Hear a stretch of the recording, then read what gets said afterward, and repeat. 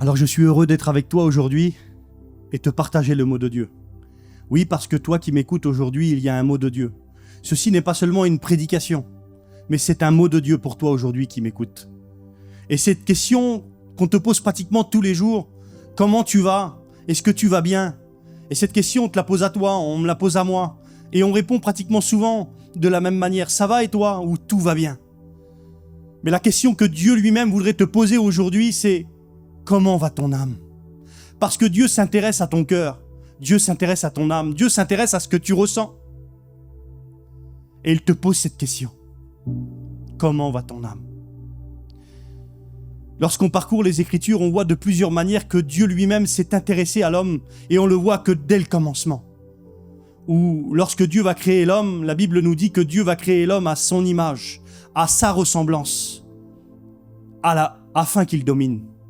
Lorsque Dieu va créer l'homme, il va le tirer de rien et il va le former de manière parfaite à sa ressemblance. Et il va le créer pour une chose, c'est qu'il puisse réussir dans la vie. La Bible nous dit qu'il va le créer afin qu'il puisse dominer. Et lorsqu'on regarde le mot dominer, alors c'est le mot régner. C'est sortir d'une situation en état de force. Donc toi qui m'écoutes aujourd'hui, tu n'as pas été créé pour rester blessé, mais tu as été créé pour pouvoir réussir. Et pour cela, tu as besoin de quelqu'un, tu as besoin de ton Créateur, tu as besoin de Dieu.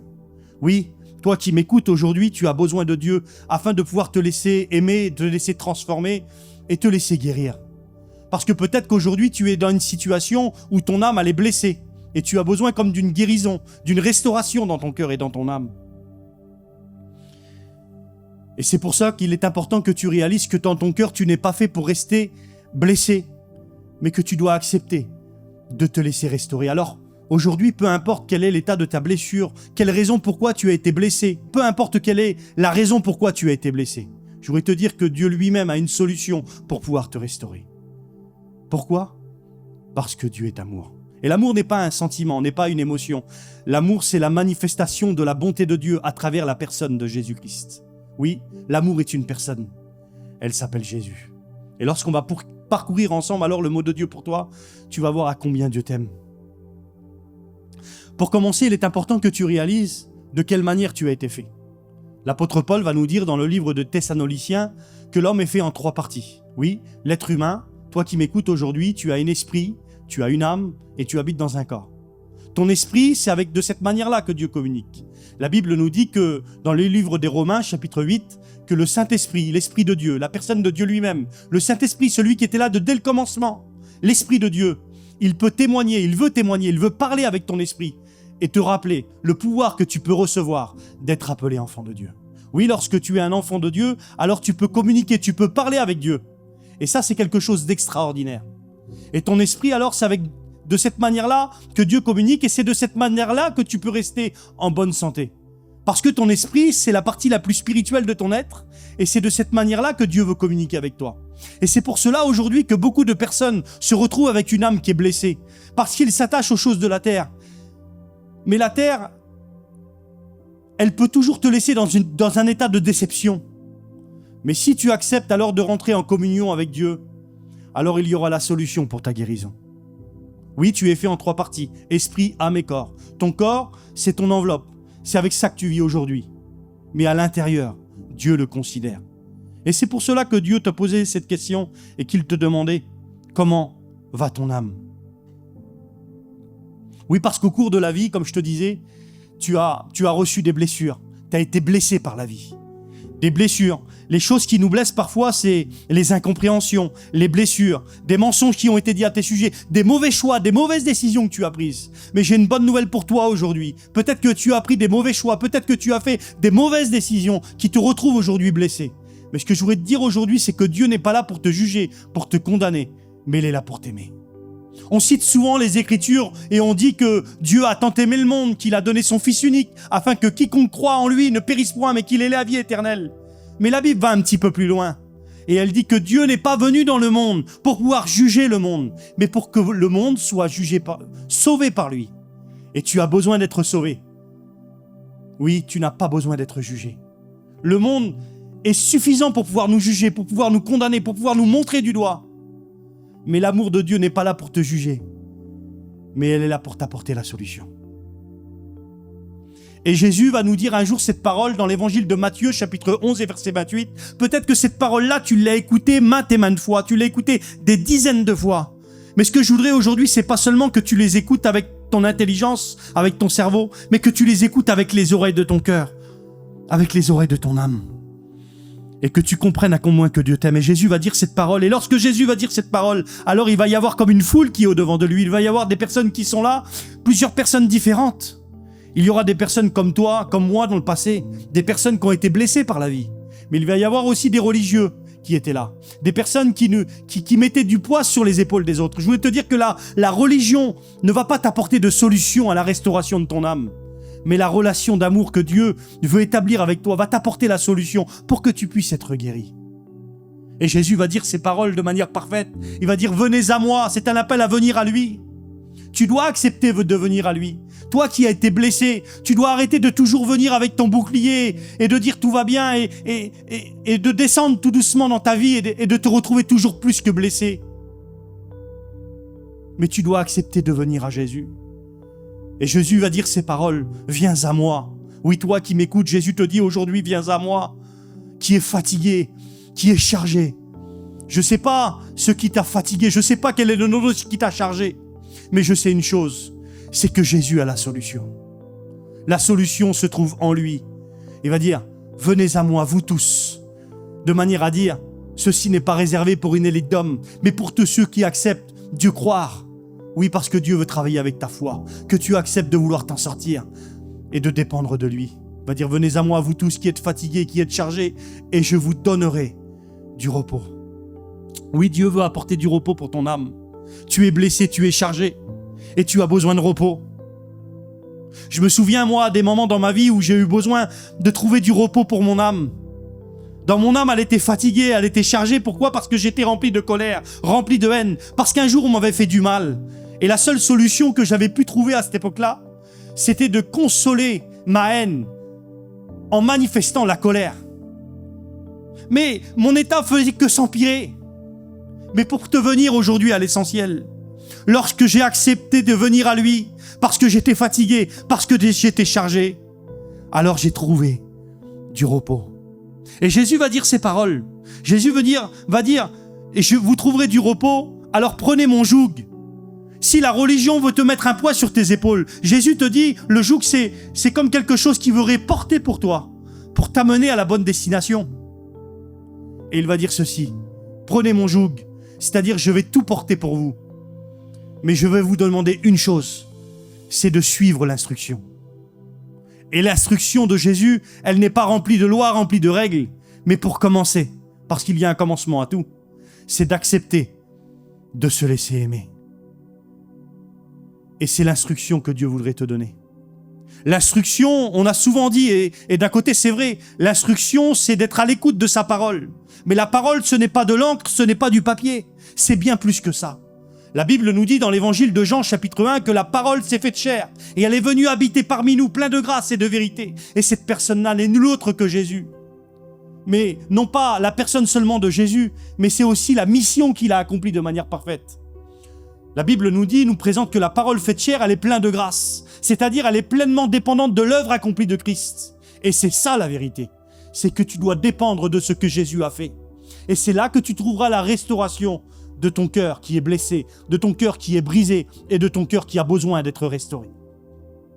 La solution se trouve en Jésus. Et lorsqu'on parcourt les Écritures, alors on va voir ensemble une histoire que tu peux retrouver dans l'évangile de Luc, chapitre 10, où la Bible nous dit qu'un homme descendait de Jérusalem pour aller à Jéricho. Et l'histoire nous dit que cet homme va tomber entre les mains des brigands et qu'il va se retrouver dépouillé, il va être chargé de coups, et on va le laisser à demi-mort sur le bord d'un chemin. Peu importe quel est le nom du brigand à ce moment-là qui va le blesser, peu importe qu'il descendait à Jéricho, je ne sais pas ce qui t'a fait descendre pour te retrouver à toi aujourd'hui dans cet état. Ceci n'est pas mon affaire. Moi, je ne suis pas là pour te juger. Je ne suis même pas là pour te convaincre, parce que c'est le rôle du Saint-Esprit. Et je sais que le Saint-Esprit est en capacité aujourd'hui de pouvoir te convaincre à toi qui m'écoutes. Moi, je suis chargé de t'aimer. Et pour cela, pour moi, ce n'est pas difficile, parce que l'amour de Dieu ne vient pas de moi. Elle a été en moi, elle a été déversée dans mon cœur, où j'ai réalisé que Dieu m'aimait de manière parfaite. Mais aujourd'hui, j'ai suffisamment la grâce de Dieu de pouvoir t'aider, de pouvoir te tendre la main. C'est pour cela qu'aujourd'hui, tu dois être plus que jamais en connexion à travers ce message et de réaliser que ce message n'est pas seulement une prédication, mais un mot de Dieu pour toi qui m'écoutes. Oui, tu as besoin d'être restauré. Tu as besoin de te laisser aimer. Tu as besoin de te laisser restaurer. Tu es comme cet homme sur le bord du chemin. Et tu as été chargé de coups par la vie. La vie ne t'a pas fait de cadeau. Je ne sais pas si cela a commencé dès ta naissance, où tu t'es comme senti abandonné. Je ne sais pas si cela s'est retrouvé dans ton adolescence, où tu as commencé à faire des mauvais choix, des mauvaises décisions. Peu importe quelle est la raison pour laquelle tu te retrouves dépouillé et tu te retrouves blessé. Peu importe qui c'est qui a passé à côté de toi et qui n'a jamais porté de cas sur toi. Parce que lorsqu'on parcourt les Écritures, on voit qu'à ce moment-là, il y a eu des hommes qui ont passé. Des hommes qui étaient représentés, qui étaient là pour pouvoir représenter Dieu en quelque sorte. Il y avait un sacrificateur, il y avait un lévite. Mais peu importe quel est leur nom. Peu importe quel est le nom de ceux qui ont passé à côté de toi et qu'ils ne t'ont pas tendu la main pour pouvoir t'aider. Je voudrais te dire qu'il y a une personne qui est venue de manière légale et de manière parfaite. Et cette personne-là, c'est le bon samaritain dans cette histoire. Mais cette personne-là s'appelle Jésus. La Bible nous dit que lorsque le samaritain va venir, la Bible nous dit qu'il va être ému de compassion. Oui, la compassion n'est pas un sentiment, n'est pas une émotion. La compassion, c'est la manifestation de la bonté de Dieu. Et lorsque Jésus va venir et qu'il va voir cet homme sur le bord du chemin et qu'il va commencer à le voir, alors il ne va pas le laisser, il ne va pas passer outre, mais il va commencer à considérer sa situation.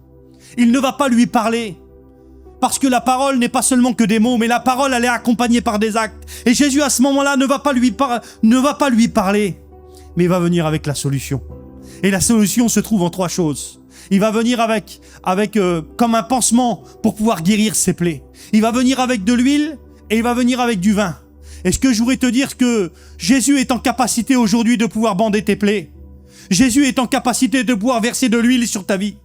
Et Jésus est en capacité de pouvoir verser du vin qui nous représente le sang de Jésus, la puissance de la nouvelle alliance. Oui, tu dois accepter de te laisser guérir. Lorsqu'on a été blessé dans la vie, souvent on refuse de se laisser guérir. C'est un petit peu comme la loi du plus fort. Je mets un bouclier devant moi et quoi qu'il arrive, je vais y arriver. Mais je voudrais te dire une chose aujourd'hui. C'est que si tu n'acceptes pas d'être dépendant de la personne qui t'aime, cette personne-là s'appelle Jésus, alors tu ne pourras pas t'en sortir. Mais là, le bon samaritain qui s'appelle Jésus, il va venir, il va commencer à bander ses plaies. Il va commencer à pouvoir verser de l'huile. L'huile du Saint-Esprit nous représente vraiment la merveilleuse personne du Saint-Esprit. Jésus va dire ces paroles. Il est avantageux que je m'en aille, car si je ne m'en vais pas, le consolateur ne viendra pas. Réalise que celui qui guérissait les malades, celui qui chassait les démons de manière parfaite, celui qui faisait tout de manière parfaite, va dire un jour qu'il est avantageux qu'il s'en va pour la venue du Saint-Esprit. Mais lorsque Jésus va le présenter de cette manière, il va le présenter d'une manière. Il va le présenter en tant que consolateur. Et c'est ce que tu as besoin aujourd'hui à toi qui m'écoutes. Tu as besoin d'être consolé. Laisse-toi consoler par celui qui t'aime. Accepte de lui faire confiance. Je te propose pas une religion à toi aujourd'hui qui m'écoute, parce que la religion, elle a passé à côté de toi, elle ne t'a pas considéré. Et aujourd'hui, à cause de ça, tu peux même parfois mettre en cause l'existence de Dieu lui-même. Mais Dieu n'est pas une religion, mais Dieu est une relation d'amour. Première épître de Jean, chapitre 4, verset 8, nous rappelle quelque chose de fondamental. Elle nous dit pas que Dieu est une religion, mais Dieu est amour. Et la manifestation de l'amour de Dieu va se prouver à travers lorsqu'il va verser le vin et qu'il va verser l'huile. Le vin que va verser à ce moment-là Jésus, le bon samaritain, n'est nul autre que son œuvre de son sacrifice. Lorsque Jésus est monté à la croix et qu'il a tout accompli de manière parfaite et qu'on l'a lui-même chargé de coups, c'était pour pouvoir trouver la solution à toi qui a été chargé de coups de pouvoir être guéri. Livre d'Ésaïe, chapitre 53, nous rappelle clairement, cette prophétie a été accomplie maintenant il y a plus de 2000 ans. C'est par ces meurtrissures que nous sommes guéris. Oui, il y a la guérison pour ton âme. Et Jésus, cela lui a coûté suffisamment cher pour que tu puisses accepter de te laisser restaurer, que tu puisses accepter de te laisser transformer et que tu puisses te laisser gracier. Pour cela, Jésus, à ce moment-là, la Bible nous dit que le bon samaritain va commencer à le porter sur sa monture et il va l'emmener dans une direction. Il va l'emmener à l'hôtellerie. Oui, toi qui m'écoutes aujourd'hui, moi aussi un jour j'ai dû accepter d'aller à l'hôtellerie, de me laisser porter par Jésus, de trouver le repos en Jésus et de me laisser emmener à l'hôtellerie. Oui, le bon samaritain à ce moment-là va trouver cet homme qui a été chargé de coups, il va le soigner et il va l'emmener à l'hôtellerie. Et on va regarder ensemble les quelques étapes qu'on peut retrouver alors dans une hôtellerie. Une hôtellerie peut représenter le lieu de ton refuge. Peut-être que dans ta vie, il y a eu tellement de tempêtes, tellement de choses, et parfois dans une tempête, il peut se passer tellement de choses. On peut se retrouver parfois blessé. Mais lorsqu'il y a une tempête, alors parfois on cherche un endroit pour aller venir se trouver sécurisé. Et à ce moment-là, le bon samaritain, lorsqu'il va l'emmener à l'hôtellerie, alors il va l'emmener comme dans un lieu de refuge. Peu importe quel est le nom de ta tempête, je voudrais te dire que Jésus est celui qui a calmé la tempête, c'est vrai. Mais il est celui qui est en capacité de pouvoir t'emmener dans un endroit où tu puisses trouver du repos pour ton âme. L'hôtellerie nous représente un lieu où on peut se reposer. Rappelle-toi de ce texte, trouver du repos en Christ. Et ça, c'est possible. Cela n'est pas que des mots. Le repos en Christ, dans la religion, c'est peut-être un jour si on ira au ciel. Mais le repos en Jésus se retrouve aussi à travers ta relation d'amour que tu as avec lui, à travers ce que tu peux reposer sur lui, parce qu'il a tout accompli pour toi. Lorsqu'il y a des problèmes, lorsqu'il y a des défis dans ta vie, lorsqu'il y a des responsabilités sur tes épaules, et que parfois c'est lourd, alors n'hésite pas à te confier en lui. Il est celui qui peut tout porter pour toi. Alors oui, le lieu de l'hôtellerie pour toi, c'est le lieu où tu peux retrouver du repos. Lorsqu'on est quelqu'un qui est blessé, alors on a besoin d'aller dans un hôpital. Et l'hôtellerie peut te représenter aussi l'hôpital où elle a un divin médecin. Et ce divin médecin s'appelle Jésus. Il ne vient pas seulement avec des règles, il ne vient pas avec des on-dit, mais il vient avec ses mains percées. Et lorsque Jésus est monté à la croix et que ses mains ont été percées et que le sang a commencé à couler, alors à ce moment-là, il y avait la solution pour la guérison de ton âme. Oui, lorsque Dieu te pose cette question, comment va ton âme? Ce n'est pas simplement pour te remettre en question, mais c'est pour aussi te rappeler, pour te dire, j'ai la solution pour toi. Oui, lorsque ses mains ont été percées, il y avait la solution pour la guérison de ton âme. Et c'est pour cela que plus que jamais, tu dois accepter de venir à l'hôtellerie. L'hôtellerie, c'est aussi un lieu de transition. Parce qu'après avoir été reposé, après avoir été restauré, il y a la solution pour que tu puisses te reposer. Mais la grâce de Dieu ne s'arrête pas seulement à ta restauration. La Bible nous dit dans le livre de Tite, chapitre 2 et verset 12, que la grâce de Dieu qui est la source de notre salut. La grâce de Dieu, source de salut pour tous les hommes, la grâce de Dieu aussi a la capacité de pouvoir nous enseigner. Et lorsque la grâce de Dieu nous enseigne, alors elle nous équipe. Et après que tu as été restauré, après que tu as été guéri, dans l'hôtellerie, c'est un petit peu comme un lieu de formation pour toi. Tu dois accepter de venir à l'école de Jésus. Rappelle-toi de cette parole. Tu viens à moi, mais tu dois suivre mes conseils. Et ce n'est pas mes conseils à moi, mais c'est les conseils du Christ. C'est que tu dois accepter plus que jamais d'être dépendant de lui. Parce qu'il a le meilleur pour toi.